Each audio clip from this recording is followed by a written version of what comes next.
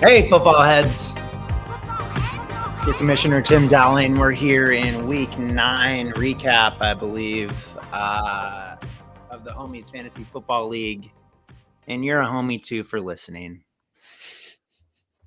What's up, homie? What up, homie? I'm trying to get cool like you. Hold on 1 second. I'm really jealous. Background? Yeah, My of the not that background. great. I need a great. green screen. We're hella amateur out here. But so are you. If you're listening to this podcast, and you can learn something from us, and maybe we'll learn something from you. And I'll tell you what, a couple teams have turned their ship around, and a couple teams are stuck in their ways. I think the last week of our fantasy football league has tightened up a little bit. There are 5 weeks left of the regular season for fantasy football, which is kind of crazy to think about. So it's just a little bit over a month. We are in November. Nobody's eliminated yet. Keep your head up, Max. You're not eliminated yet, Max. 2-7. Still alive. Could win out and be 500. 7 up, 7 down. But let's take a look at the power rankings, courtesy of artificial intelligence this time around. I actually still ordered them, but the write-ups I plugged in, I might just have them order. See what AI thinks are the best teams. They'll probably just go by the standings.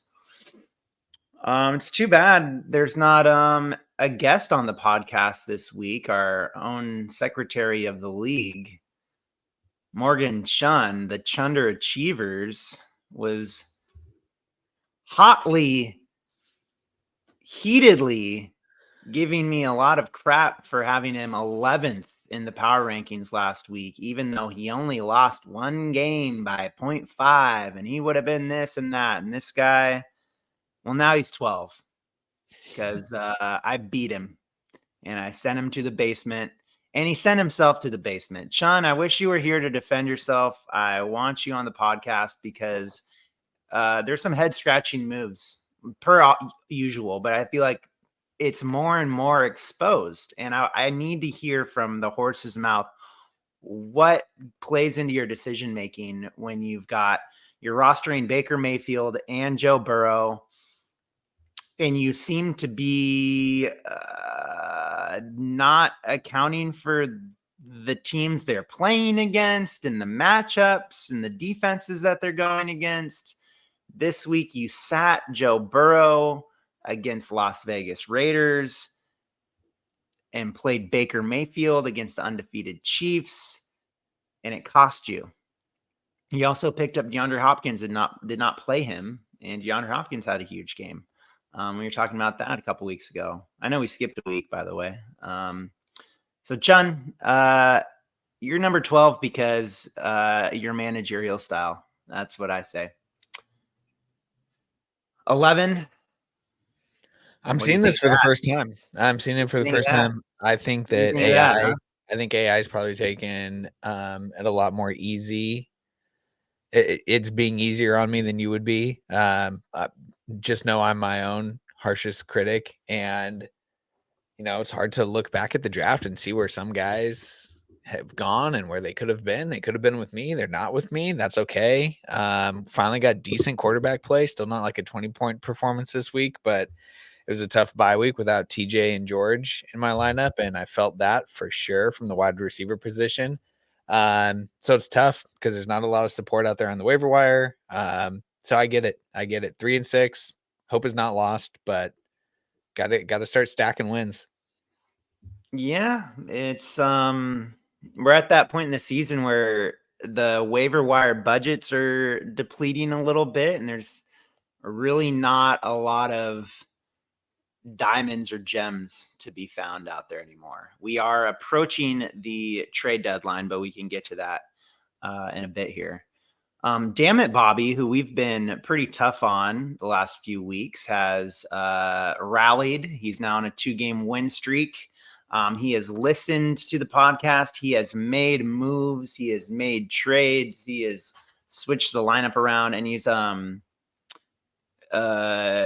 couple players have come through for him. Once again, Ramondre Stevenson, who's been hot and cold this year, has been a little bit warmer lately. Calvin Ridley as well. So, Bobby, way to make some changes, and I reward you in the power rankings, climbing up a bit.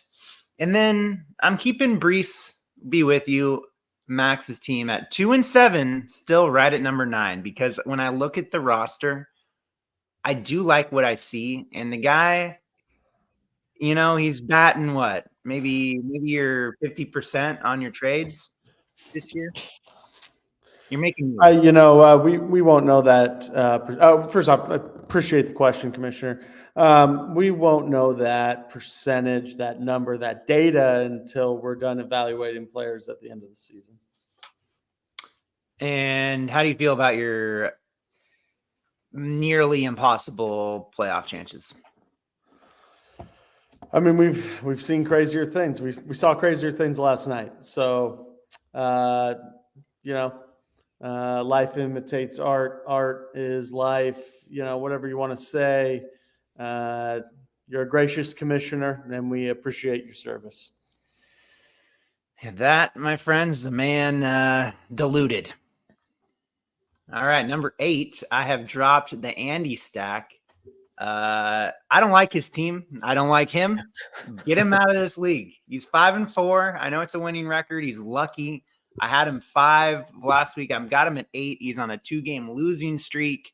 Somehow he's still in the mix. I think he's the luckiest son of a gun in the world. This team is not good when you look at it. I hate the Bijan Robinson, Tyler Algier stack. I don't like his wide receivers. I don't like his tight end. I don't like his quarterback. I don't like his little face. I don't like it. And then I'm going to rank myself right above Andrew. I know I'm 3-6. I'm the highest 3-6 team. I got Saquon Barkley, bro. Yeah, backwards hurdling. I gotta pull it together. I feel like my team is coming together. Najee Harris is on a nice run. I love my running backs. Rico Dowdle, even though Dak Prescott's going to be benched here because he's hurt. Could be a good thing. There's still good volume there. Devontae Adams got in the end zone last week on Thursday night, starting to build a rapport for my new quarterback, Aaron Rodgers, that I've picked up. So Hawkinson is back. I have great specialty positions. I just look on the paper. I think I'm poised to make a run here. It ain't over. So a lot of self-belief there. In the 6th spot, moving up a couple spots, I do have his name is Tank Bigsby at 4-5. He's made some moves as well, and has on a little bit of a win streak also. I do like the look of his team with Ken Walker, Kieran Williams, J.K. Dobbins. A little bit weaker at the wide receiver position, but having Josh Allen makes up for a lot of that. And then, would you believe it? Skunk Boy Part 2 is 5-4. I got him in the 5th seed. He's survived this whole year without Christian McCaffrey, and now CMC returns. I love the language in this line. A quirky lineup and timely performances. Yeah, I was just getting to that. Dude, AI really knows this team well. Very quirky lineup for Matt, and he's made it work. He's an old pro. So he's 5-4 in good position, but I gotta say, it might be a paper dragon. I don't think his team is cut out to last or to make a deep run. But then we've got the top 4, and these are the same pretty much 4 contenders we've had. Even though Lou's team is a 5-4, it's been consistent with scoring. I don't think there's a lot of holes or weaknesses in the lineup. Kefler, I dropped from the 2nd spot to the 3rd spot. A little bit more scrappy patchwork lineup, but still putting points on the board. I think I had his team low after week 1, but he's obviously for real with the 6-3 record. Colin, 7-2. Definitely serious contenders. It'll be interesting when DK Metcalf comes back. But Land Before Time, Camille's year, maybe his best regular season run in history here. Only 1 loss to yours truly, but they are already pretty much clinched playoffs here. I think if they get one more win, they can start seeing an X next to that name. So there you have it, folks. Things are going to tighten up a little bit here, but the top seedings are starting to materialize. And I see that Alex has already made a move here. Live update. I'm getting into the moves right now. Sheesh, yeah. First time kind of looking at opening up the app here this week, and it's Wednesday, and that's not good. So yeah, let's talk about recent activity. We'll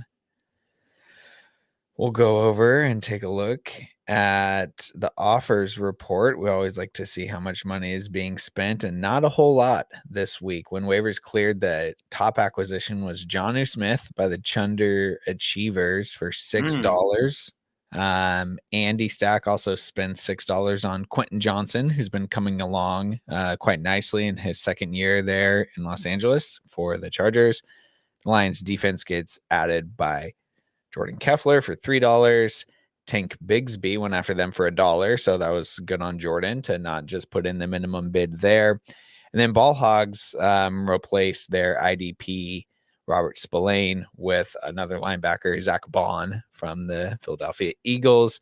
And then you can look at all the other moves that were made after waivers cleared for free. Gesicki goes to a team for free. Gesicki's been getting involved in that Cincinnati offense, and so cool to see him back in kind of fantasy relevancy here.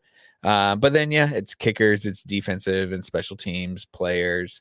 And then I just made a few moves there to maybe kind of catch lightning in a bottle. Nick Westbrook-Akina has scored a touchdown in 4 straight games, and so I'm picking him up for a little bit of depth. Tim, you go out and add Aaron Rodgers after dropping Caleb Williams. Talk about catching lightning in a bottle. You did a little bit there with Caleb, but now maybe it's time to play the hot hand with Rodgers and lean into the stack that you can now create with Devontae Adams. So I like the moves there, but for the most part, one of the more quiet, if not the most quiet waiver wire recent activity segments that we've had this year.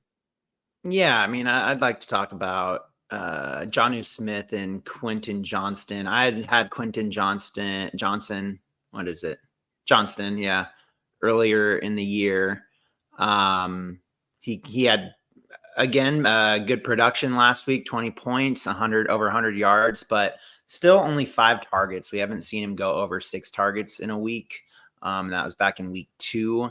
We know that the Chargers with Harbaugh are not a high volume passing offense. So he's definitely like a bench and flex option. But, he can get lucky, but he also has had some health issues as well, but bounce back. We'll see how that serves Andy. He is a little bit shallow on the wide receivers. And then Jonnu Smith with Miami for $6. Probably could have got him for free, Chun. I don't think bigger target share, pretty good, healthy target share for a tight end, and it's a shallow position. We know that the Miami Dolphins have an explosive offense and a higher passing volume and can be creative. Jonnu Smith is a athletic, big-bodied tight end, so we'll see if he gets more usage in the red zone. So it's actually not bad, but I do think you probably could have saved your $6 fab dollars there. Was there an offers report on him? There was not, actually. So you're absolutely correct. Yeah, none of these people. Like Gesicki with 2 touchdowns last week. That's good depth for land before time. Tight end's been interesting, and I'll say before the trade deadline here, I got Hawkinson and I got Cade Otton. They're on the block. Send me your offers. I got 2 starting tight ends. Should be higher volume tight ends. Yeah, I just, and we can talk about it in the preview, but kind of looking at who's available right now, I feel like some of the better tight ends are kind of stockpiled, and teams have 2 serviceable guys. Because I'm thinking about doing the dual tight end stack this week. I know you're thinking about it as well. We've seen other people flirt with it this year. So you're right. It's a volatile position, but if you have guys with a safe floor, and whether it's injuries or bye weeks or for whatever reason, you can't play wide receiver or a running back in the way that you would like to deploy them, then roll a double tight end. And look at you making moves while talking about it, trying to sneak in Roscoe Johnson, drop in Kirk Cousins. Yeah, for a tough couple of weeks for Cousins coming up, including a bye week. I got Russell coming off of a bye, and then also Jordan Love, who I traded for a couple of weeks ago. So deep at the position, and Johnson could be a guy who, I mean, he's already involved, but he could be a guy in that offense where if something happened to DeAndre Swift, who hasn't been the model of good health throughout his young career, but still the sample size that we've seen, very rarely has he been able to complete a season. So you never know. Obviously not hoping for injury or anything like that, but could be kind of the adrenaline shot that my team needs if all of a sudden someone off waivers comes into a larger workload because of an injury. Yeah. Let's go right into the weekly preview here. Anything from the NFL trade deadline that you feel like we should touch on? I don't know a lot of stuff kind of that had already happened. I feel like had the biggest fantasy impact, but somebody like Mike Williams, who I'm not sure who's been holding on to him in our league, but he goes to Pittsburgh and could kind of fill in as the number 2 wide receiver behind George Pickens. And he's a big guy that has been known for catching a lot of touchdowns and deep balls. And with Russell Wilson, who knows, maybe that becomes relevant. So I'm not sure what roster he's on, but I can't really think of too many other explosive. DeAndre Hopkins had a big performance, right, on Monday night and caught 2 touchdowns. But Chun had reacted to that last week. Now you're right. We didn't do an episode last week, so we didn't get to talk about it. But yeah, that seems like a more relevant now. How consistent is that going to be? I don't know, but that's a really good sign. I feel like all of these wide receivers, these veteran wide receivers like Deontay Johnson got moved. These are all still, I think, just like flex options. I don't think there's anything that is completely like home run hitting. I don't think his stock has moved too much on anyone because of a trade. I agree.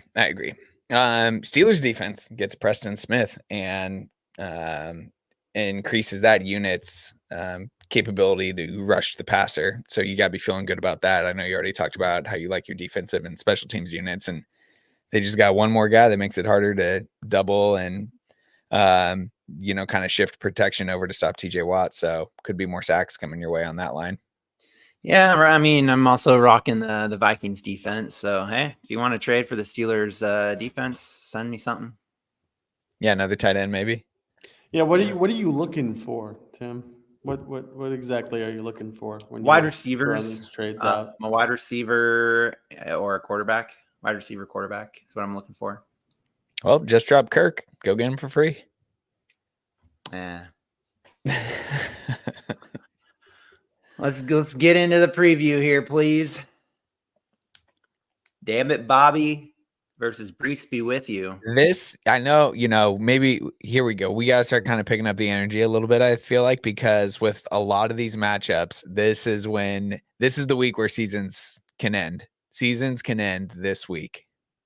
And this is a great one to point that out on, because if Max loses, he's 2-8. The season's over for him. Completely. It's already looking that way. 94% of the votes are tallied, and it's not looking good. You do have the check marks here. He's missing a flex player in his lineup currently. But tell us about Sam Darnold leading the way for you. A lot of road games for you too. Darnold is the first experience with Darnold last week was quite the roller coaster. I think last week he threw 2 interceptions and fumbled the ball, but still came away with 19 points. Must be nice, because he had 3 touchdowns and almost 300 yards. So that feels like that's just going to kind of be the ride I'm on. He might have a stinker game like he did against the Jets every once in a while. I don't think it's going to be against Jacksonville, who seems to be imploding down there in Florida. So we're We're okay. We feel good about Sam Darnold. We're a pro Darnold podcast here. For better or worse, man. For better or worse. So we're excited. And the Vikings has a long lineage in my family of a fan time. If, my grandparents came from Minnesota. So Dad was a Vikings fan until the Hawks were created. Both grandparents were big Vikings fans, so we're hoping for a good game from Darnold against the hapless Jacksonville Jaguars. Breece Hall, just the year from hell for the Jets all the way around. I took him with the second overall pick. It's kind of a chalk pick at the time. He goes up against Arizona, who gives up a lot of yards. So we're hoping for a shootout. But the huge problem I'm seeing with my team is that we're just not getting in the end zone. Breece Hall needs to be getting in the end zone at least once a game. And, that has not happened this year.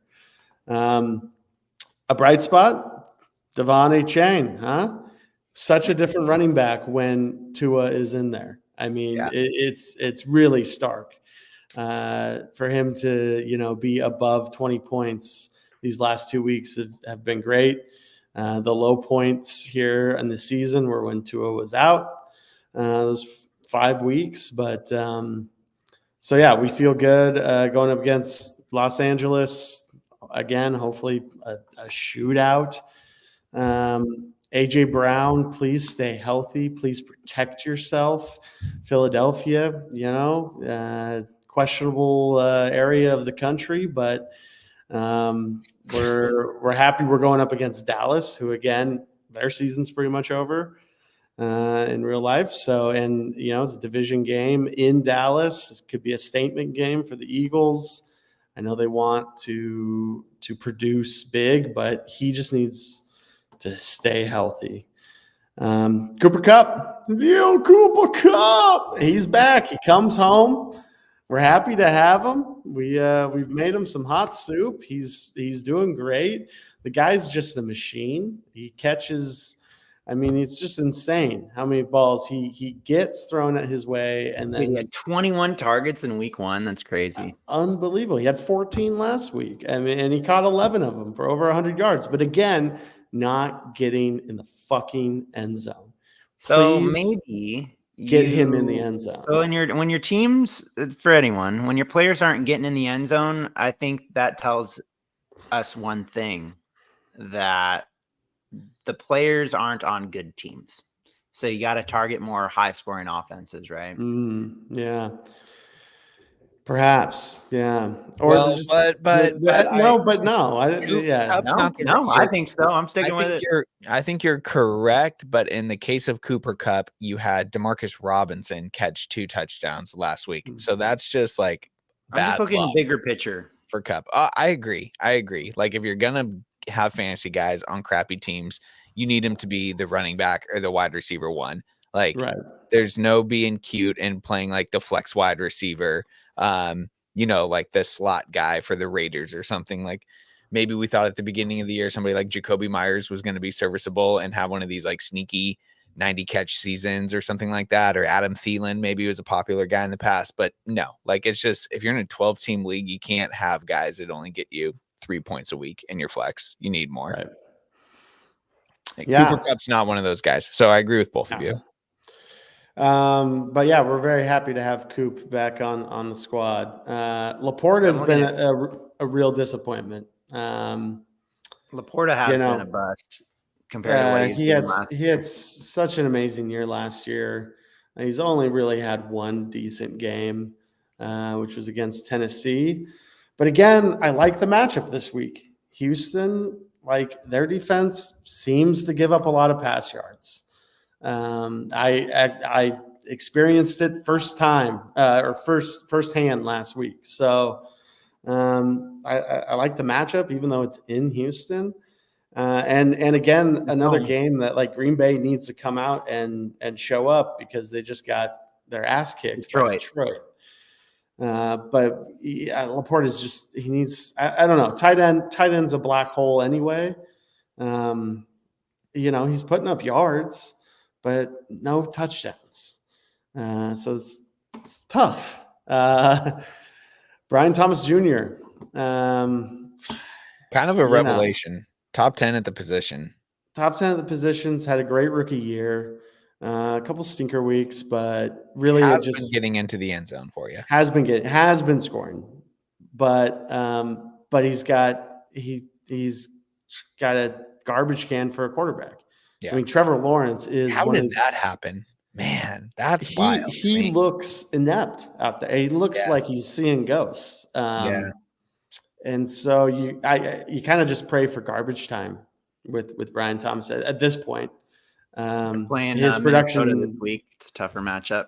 Yeah, that's a really hard matchup. But I think that's exactly what you're talking about. Like, you're watching Red Zone, and all of a sudden you haven't been on the Vikings and the Jaguars for 2.5 hours, and all of a sudden Chris is like, "Oh, we show you every touchdown, every touchdown. Don't worry, here we go." And it's a 60-yard bomb. Yeah, 3 minutes left in the fourth, down 25. But yeah. And then the specialty positions, my kicker's great. He's on Washington. They score a lot, so he kicks a lot. And then the defenses, it could be a really good week for him too, because I expect the Washington offense to be able to move the ball against Pittsburgh, but not score. Especially in the second half of football games, they do not give up a lot of touchdowns. Yeah. And then the Chiefs seem to be a bit hot and cold. We'll see. Rookie quarterback Bo Nix. Maybe they can get a couple picks off him. That's what we're hoping. But yeah, I'm clinging on for dear life here. I still stand by this roster. I love this lineup. Like, clearly, you can't draft this lineup. Yeah, can't draft this lineup. So I hope everything comes together. Just please, everyone, come together this week. It's been something every week. And, it's just been devastating. Like, losing the first week, losing by point. I've been going back and looking at the scores. Losing by 0.5 to Alex. Losing when I score 140 points and Matt scores 144. I mean, that should be 2 wins there. Yep. So, disappointing season, but still think I have a decent team. I think you're going to win this week. I think your back's against the wall. I think you have more volume on this roster than you've had maybe all year. Looking at Bobby's team, I'm looking at Calvin Ridley and Courtland Sutton, both with tougher matchups, both not on great passing teams. But Courtland's been hot. I mean, yeah. But I have the defense against them, so hopefully it shuts them down. The Colts are going to have a tough matchup against Buffalo.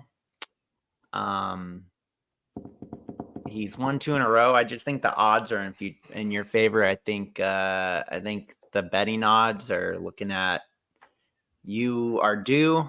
Bobby is going to lose. Yeah, I mean, to be a 20, anything above like 15, really. So to be a 22-point favorite in this, I think, Bobby's just a little bit too much of a dog here to fight out of this deficit that the projections have him in.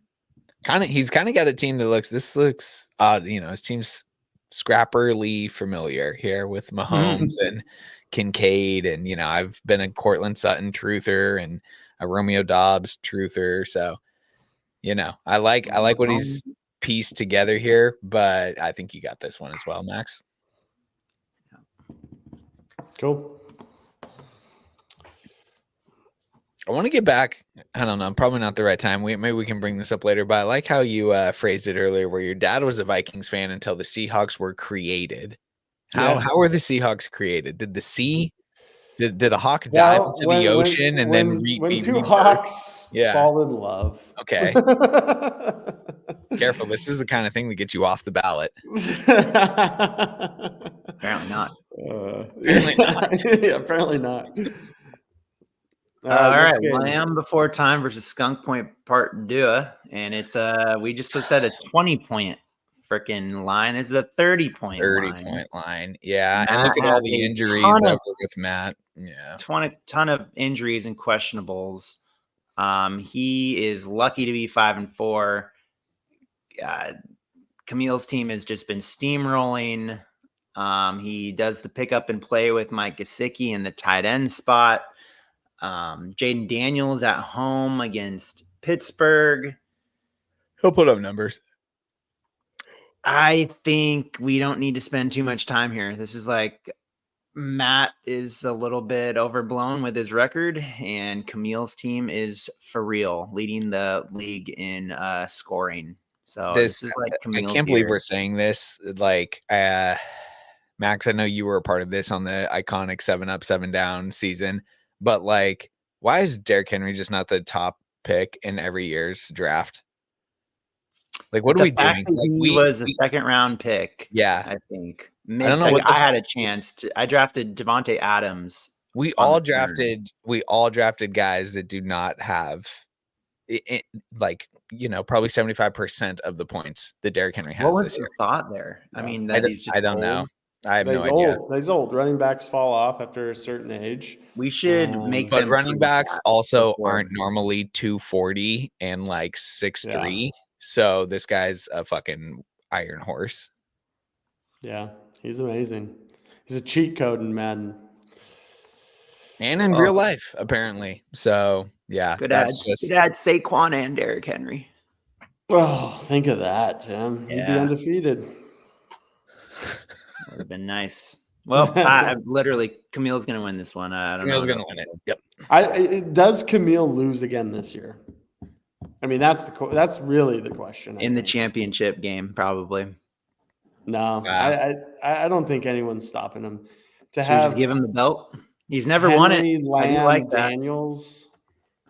Yeah, he's a good. He drafted well. He's been due. It's a big game for me. Freaking Keffler. Yep. It's a closer one. It's a closer one. I like the lineup I got here. Teams that are still at like 5 or 6 wins, it's not the point of the year where you want them necessarily just to start running away with it. Like in Camille's case, I rather Camille just as somebody who needs to jump quite a few teams in the standings. Like I hope a team like Camille just keeps winning. I hope a team like Colin keeps winning. We can't catch them, but we can catch Matt. Right. We could catch a 5-win team. Exactly. Andy. We could catch Keffler's still there. He's 6-3. Yeah. So this is an important game here. They're all important. Almost game of the week, but not quite. Almost. Talk us through your team, Jim. Yeah. I mean, I went out and I picked up Aaron Rodgers. That's my strategy is to stream quarterbacks. I like that him and Devontae Adams connected last Thursday. They had an early, they played on Thursday, so they have a little bit more prep time to go into Arizona here. Arizona's defense has given up a lot of yards. And Aaron Rodgers' floor has been fairly high, decent double digits. If I can get 15 points out of my quarterback, I'm happy with that. If it's 20, I'm ecstatic. And if one of those touchdowns is to Devontae Adams, then I'm probably going to win, I would think. Because I think the strength of my team is at the running back position. Despite passing on Derrick Henry, Saquon Barkley is putting an MVP season together. Really safe floor. He did have one dud against Cleveland, but other than that, as long as Jalen Hurts isn't scoring 4 rushing touchdowns a game, Saquon Barkley's at least going to get one of those. And there's not much more to say about Saquon. I can't believe my team is where it's at while having him on the roster. Najee Harris has been putting together the best string of games of his career and a super safe floor as well. So I really like what's going on in the Pittsburgh offense with running the ball is definitely a big part of their game plan. Their offensive line seems to be improving. And the talent was always there for Najee Harris. He's always been a hard runner. The averages were low, but that was due to the offensive line and the scheme. But now that Russell Wilson seems to be a good fit in that offense, I think I've timed it well. So Najee's Good coming news, off a bye. yeah, and good news too. They get coming off a bye, and they get their starting center back this week, which is huge. Huge. Yep. So I feel like I have solid floors there. Devontae's definitely been the reason I am 3-6. Obviously, the Las Vegas Raiders were a shit show, and then he didn't play for a while. Finally traded, a little bit of a slow start, but like I mentioned, got into the end zone last week, 11 targets. Obviously, Garrett Wilson is going to take a lot of those target shares as well. But I just think that there's a good veteran connection between Aaron Rodgers and Davante Adams, and Davante can be a weapon in the red zone as well. So I hope that continues. Deebo Samuel's been hot and cold, has not been healthy, managing a lot of injuries this year. CMC comes back, so maybe that will open things up for Deebo. But you just don't really know. I wish he was a little bit more consistent. Tampa Bay was a little bit exposed by the Chiefs, so we'll see. Hoping Hawkinson pulls it together. He had his first game back after a big knee injury. Not a lot of targets there against Indianapolis, but Jacksonville, I don't believe is that great of a team. We had mentioned Sam Darnold. Hawkinson is an important part of the offense there. So I'm hoping to see, I don't know, I'd be happy with like 7 targets this next week. Going double tight end against the man who invented the tight end. Yeah. And I put Aaron Rodgers in there too to kind of mess with Kepler's mind a little bit also. Yeah, and then Cade's a double tight end. I don't like my other options for flex. It's like Rico Dowdle against Philly, and Pittman has not been good. So Cade Otton's been, he's hot the last month, double digits, and lots of touchdowns, and 10 targets, 11 targets, especially with Mike Evans and Chris Godwin out. This is Baker Mayfield's new favorite target. I don't know if I love the matchup against San Francisco, but I think there's going to be enough volume there to where he'll be serviceable as my flex. And yeah, I think I've been really strong in the specialty positions all year. So Keenan Allen would be a nice surprise. I can see why you're going Vikings against Jacksonville versus Steelers and Washington. I think that's definitely the right move. Yeah. So thought about Jared Goff in there for a bit, but I'd rather risk it a little bit more for the stack with Aaron Rodgers and Devontae. So it's about as good as I felt about my lineup all year. So yeah, I'm hoping that I don't lose to Ladd McConkey and Trey McBride. Ladd McConkey. Yeah, tell us about him. Do you like him? Hot and cold, gets a lot of targets. Yeah, I hope you don't lose to him either. I hope he doesn't have a New Orleans game. I hope he has more of that seems to be happening to me. Carolina game. I will say the thing you have to survive is, Amon-Ra St. Brown, another guy who I don't think is necessarily returned on draft position. He's still been a top 10 guy, but what you need to avoid is one of those like 21-point weeks that you see there, or one of the high teen performances. And then also Alvin Kamara, who across the span of his career has been just a Falcons nightmare. Every single time that divisional matchup happens seems to be when he has some of his better games. You look earlier in the year and he had a 21.4 point performance against the Falcons. So you gotta avoid a few flare-ups there. Kamara's another one who should have been a first round pick. Surprisingly. Absolutely. So I think, the explosiveness is there, and especially with Lamar Jackson, he could go off for 40 any given week. Number 1 scoring quarterback.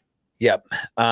So it's, there's a reason why Matt has squeaked out 6 wins here. Keffler, excuse me. And so I think it's pretty split here down the middle. A 6-point spread looks pretty good. I'm hoping, like I said, that some of these 5 and 6 win teams kind of stumble down the stretch here. So I'm rooting for you. I'll pick you for that reason.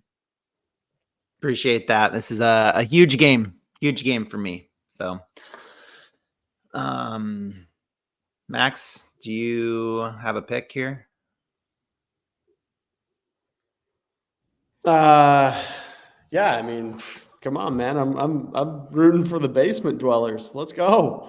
Okay, great. I want W's for all of us. Get us out of the muck. Kefler. Nice. All right. Let's see. Next. Speaking of basement dwellers. His name is Tank Bigsby at 4-5, and then our very own Scrapdoor at 3-6. Yeah, big game, because if I win this, then Blaine and I are, tied record wise, and we muck it up a little bit more there in the middle.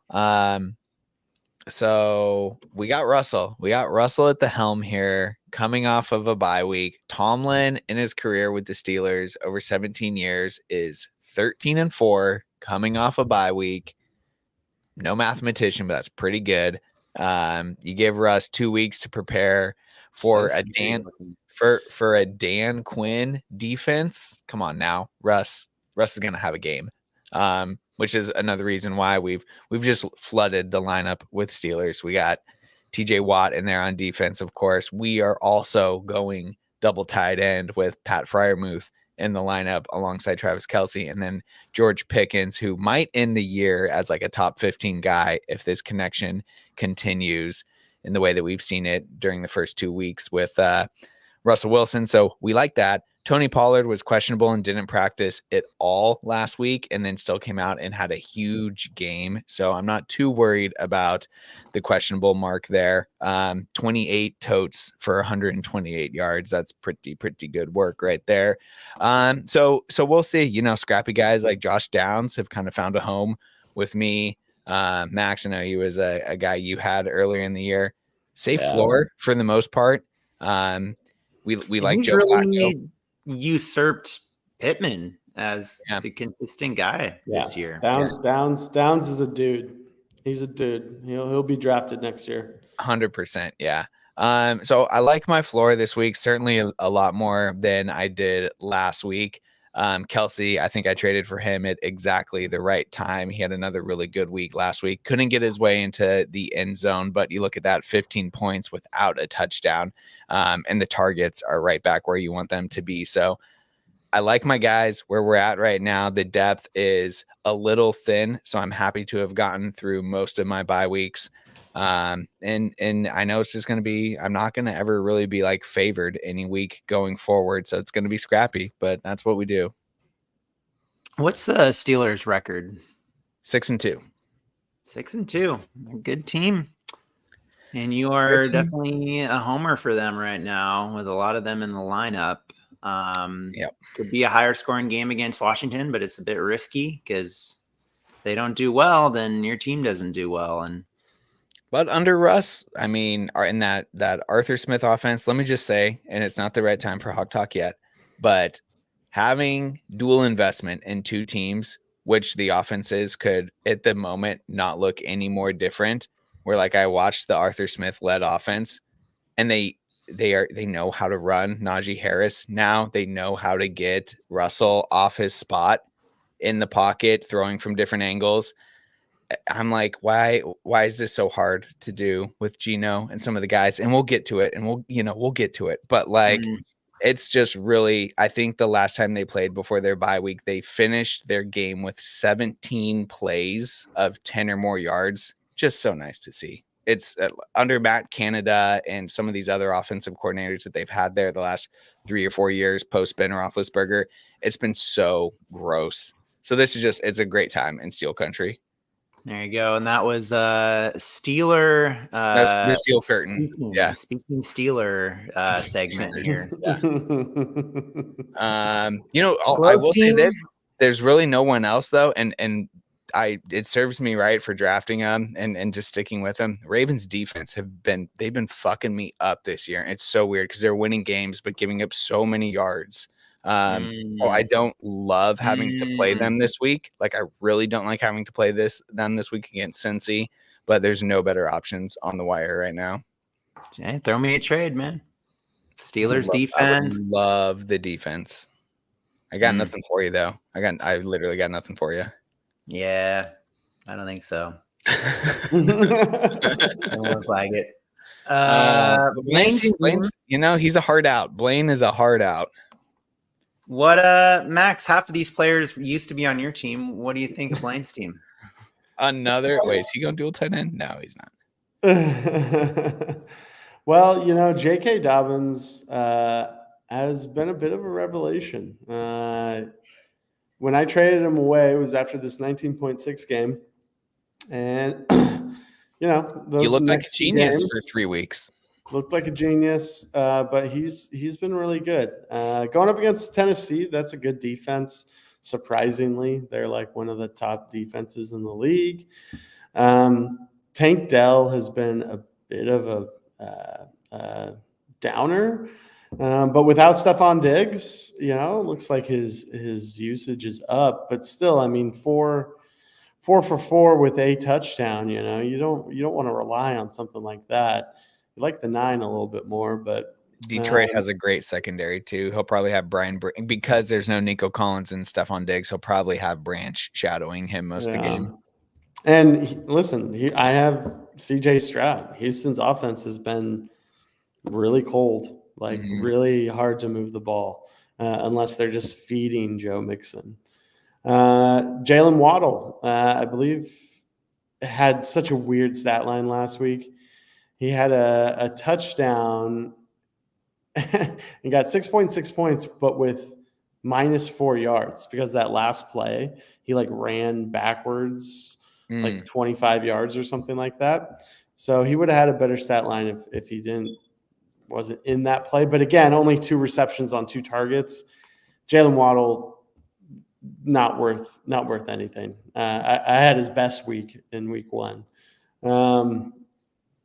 So, you know, I mean, I think out of that trade, if we're talking specifically about the trade, I think Kenneth Walker III has been the most consistent and probably was the jewel of that trade.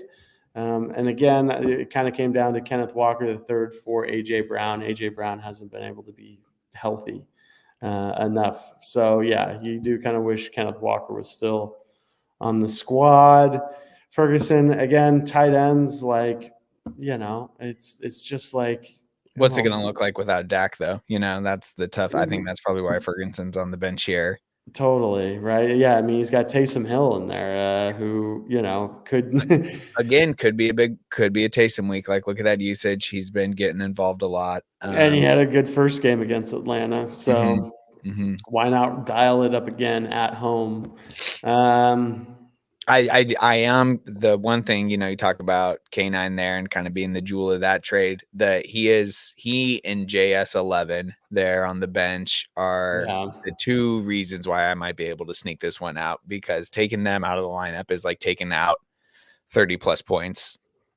Yeah, absolutely.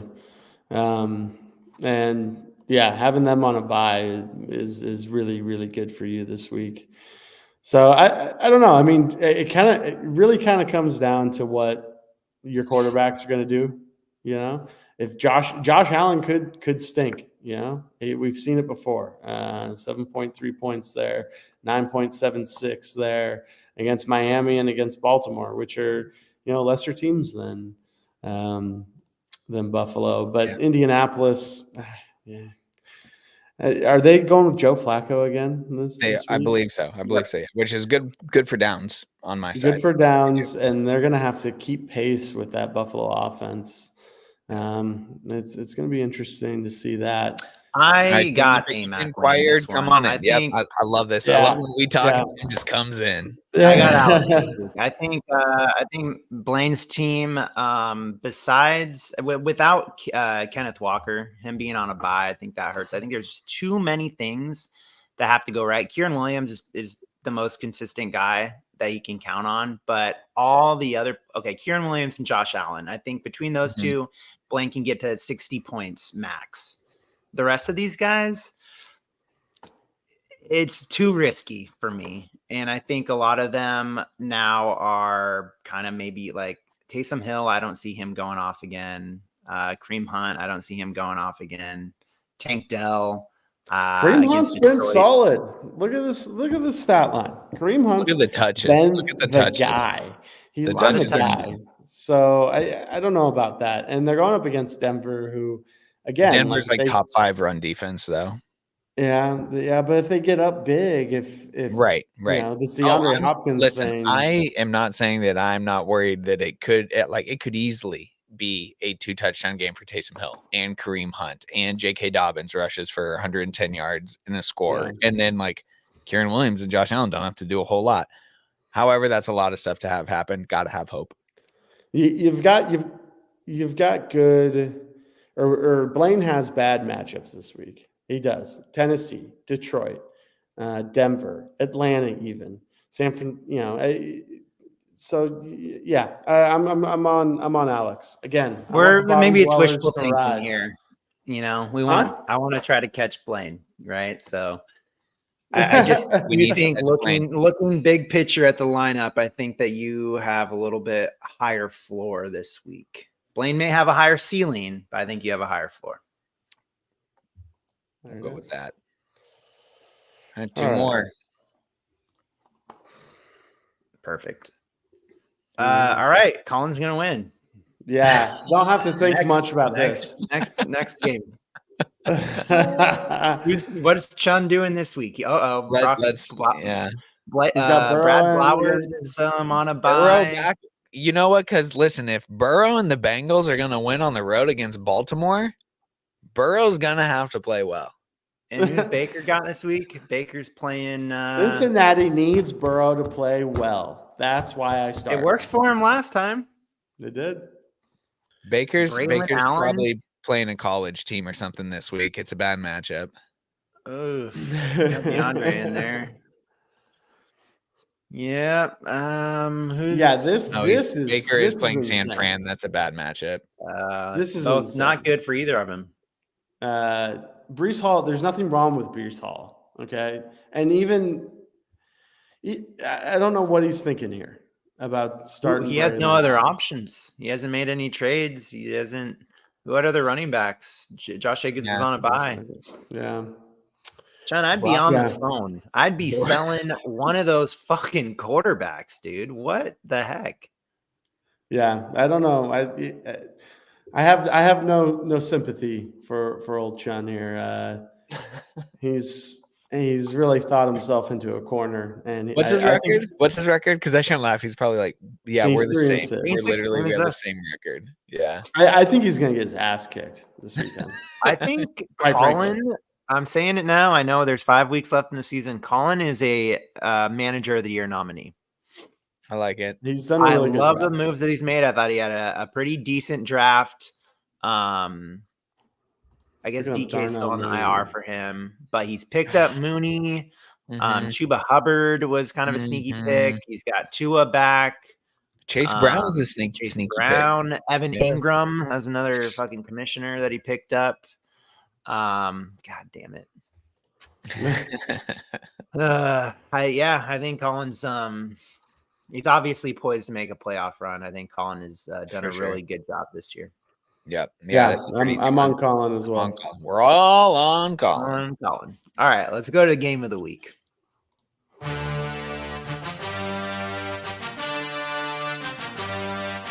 Here we are. Both 5 and 14. We got Lou, the main thing. We call him the professional here at the Homies Fantasy League. He's defending champion. He is very stoic, consistent, high floor teams. Justin Jefferson and Garrett Wilson were his first 2 picks, but he's hit the lottery a little bit here with David Montgomery and Bucky Irving. He is a big Jalen Hurts fan. George Kittle has been a premier tight end. DJ Moore is having success in Chicago when Caleb Williams is throwing the ball well. Who's on Lou's bench? Because I feel like he's got a deeper team as well. Yeah, he's got Deontay Johnson, who's been traded to Baltimore. That'd be interesting. Jaden Reed was kind of a sneaky guy, one. Cedric Tillman, really Cedric good. Tillman, he does his research and he's healthy. Yeah, it's gonna be really interesting to see what Deontay Johnson can do on Baltimore. Yeah, he just has guys who put up numbers. This guy's got an eye for production, an eye for talent. He knows talent. And he's the defending champ. He's got a lot of check marks in this case. Andrew, on the other hand, what is this guy? We call him the amateur. We got the professional versus the amateur. I've already talked about how much I dislike his team in the power rankings, but he's 5-4, and he definitely had a good pick with Brock Purdy at the quarterback position. I think James Cook was actually also another good pick. Dijon was his first round, which kind of was a hit. But I think James Cook has really helped him tremendously. I'm not sure when he drafted him exactly, but he's had a pretty decent floor. Third round. Yeah. I'm not a huge fan of T. Higgins and Khalil Shakir. Looks like T. Higgins is doubtful this week. Mark Andrews had started slow, but has resurged the last few weeks. So yeah, wide receiver is a weakness on the Andy stack, and it's a strength on Lou's team. Yeah. Even though they're both 5-4, the points for and against could not be any different. I think Lou wins and shows his true worth, and Andrew falls to 5-5. Yeah, I mean, we need both these teams to lose. So it doesn't really, as far as like trying to pole position ourselves here, it doesn't really matter which one. We're just going to be happy to see one of these two teams lose. I think it's going to be Andy, though, based on what you just said. Though the running back position is pretty even. Maybe Andrew has a slight edge, but the talent wins out in the rest of the pass catching and flex positions over on Lewis's side. If Lou is a sports car, Andy is a beater truck, and I think the sports car beats the truck in this race. Let's see Andy's bench real quick, because he's gonna have to do something about T. Higgins. Not a whole lot there. Well, he's got Quentin Johnston in his flex. So yeah, maybe it's another Algier Atlanta stack. Yeah. Or Ray Davis. I mean, Ray Davis, it was a fluky play, like a 60-yard screen. Stack those running backs. He had I think a 60-yard touchdown catch last week. So fluky, can't really depend on it. But it's not like he's rolling out. It's not like he would be rolling out someone off waivers who just isn't performing. So he has some options. I was hoping, I guess we'll have to go over to Camille's bench, Lewis's bench, and do this because we haven't yet. On a bye, he's got Zach Charbonnet. We've yet to do Hawk Talk. I think we're all on Lou. I think we're all on Lou here. Now let's talk about Seahawks. Yeah, we'll leave you all with the episode with Hawk Talk. Listen, 4-game home losing streak, kind of unprecedented. I've been talking to some people about it, and it just feels like right now, take out personal feelings about players, about coaches. Obviously, mistakes are being made on the field, but it just feels like there's bad football juju with them right now. They're dropping interceptions. Balls aren't bouncing their way. Questionable calls from the officials. It just doesn't seem like at the end of these games they're supposed to win them. Like, they had the opportunity to win the game last week, so you would have liked to have seen it. However, after 2 red zone picks, 3 turnovers total, they shouldn't be in the position to win that game. So it's really frustrating when it just kind of feels like the deck is stacked against you. And things, it's a weird shaped ball and it's not bouncing your way. It's tough.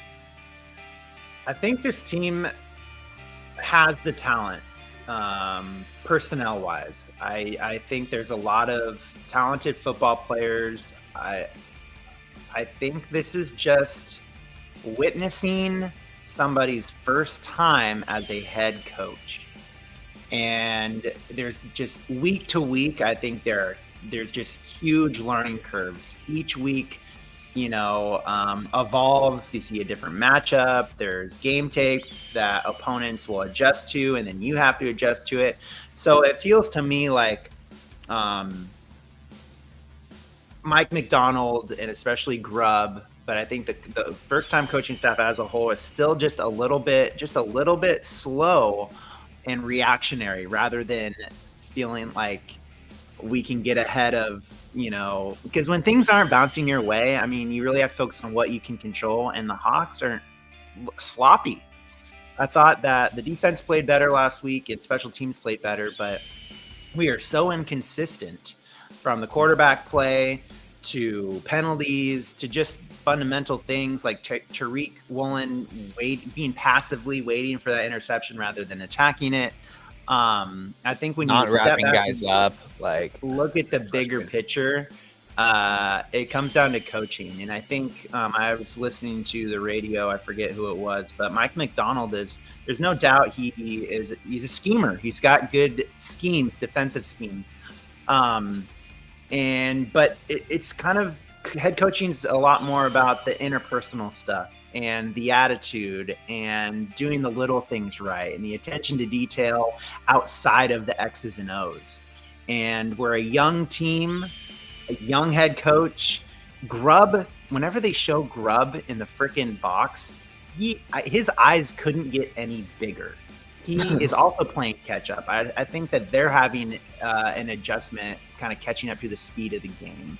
And we can't be in shotgun as much as we are. This isn't the NCAA. No. You don't have the best quarterback in the nation with Michael Penix. It's totally different. Again, I'll keep saying it. I do think that we would benefit from mixing in Charbonnet more under center and things like that. Kenneth Walker is obviously an explosive running back, but he just wants to bounce everything outside. That's his instinct. So I think it's just the growing pains of a first-time head coach and a transition of the franchise. And I wish that more Seahawks fans would be a little bit more gracious and would appreciate the success that this franchise had for decades and understand that this is a transition for the franchise. And we still are really good. We have really good players. And I think that Mike McDonald, I do have faith, will figure it out. Not so sure about Grubb, but this had to be expected. And I am still on board with win as many games as you can because you want to maintain a winning culture. I don't believe in trying to tank the season. I wish they would just suck. No, because even if you get a top 5, top 10 first round pick, how many of those actually hit and change your franchise? It's just not. You build throughout the whole draft. You've seen it with the Patriots and then the Seahawks of the last 2 decades of how they've built their dynasties. So if all these freaking 12-man fanboys, bandwagoners. Dane can attest to this too. Shout out to Tank Bigsby. His name is Tank Bigsby. We were both at that game. I'm sure a bunch of people, I don't know if they commented on it on television or if you could see it on television, but so many Fairweather fans left that game when the Seahawks were only down 7 with like 9 minutes to go in the fourth quarter. And it's because they were frustrated with the turnovers. They were frustrated with the calls. But again, it's like Fairweather fans, you're not going to. It goes to overtime. Yeah. And so we were still like, my dad and I were just sitting there saying like, so happy that they fought back and at least got this to overtime. Whether or not they deserve to win is neither here nor there in this part of the discussion, because it's like, I love what you're saying. Like, this is to be expected. There are going to be growing pains. Like, you need to support the team during this. Like, what the fuck are you leaving early? It was really at the game. Yeah, it was so frustrating to see. I do want to give a shout out to the 2 guys who they were gamers last week. Brady Russell, he's like the 3rd or 4th string tight end, undrafted, wears number 38, makes all kinds of tackles on special teams. And then they line him up as a fullback. And that's what I want to see more with Geno under center. We need to run the ball with the fullback, Charbonnet in the eye or Kenneth Walker in the eye. I think it would help K9 stick to what whatever the gap is that we're trying to shoot on the run play. Like, be disciplined, trust the blocking. I want to see more of Brady Russell in there. And then also our guy, Cody White, number 82, called up from the practice squad because of the DK injury, balled out, made some incredible catches. And again, another incredible play on special teams where he blocks the punt. Just like, what a day for that guy. Shout out to those two Seahawks this last week. Yeah, I think Max, you want to jump in here? You got anything to say about him? No notes. I would love to see what Sam Howell is like. Put him in. Why not? Sounds like that's a big note, actually. Why not?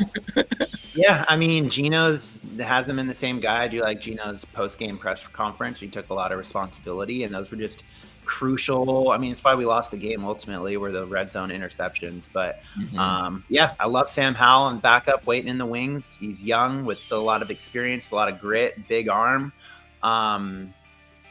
We're on a bye week this week. Yeah, growth mindset, baby. Yeah, growth mindset. Just keep learning each week. We're 4-5 now in a tight division. Just keep competing. With a ton of divisional games still to go too. Like, this sucked to lose one against the Rams, but there's still another game against them, and there's more games against the Cardinals to come. So it's not like the season is lost. They'll be all right.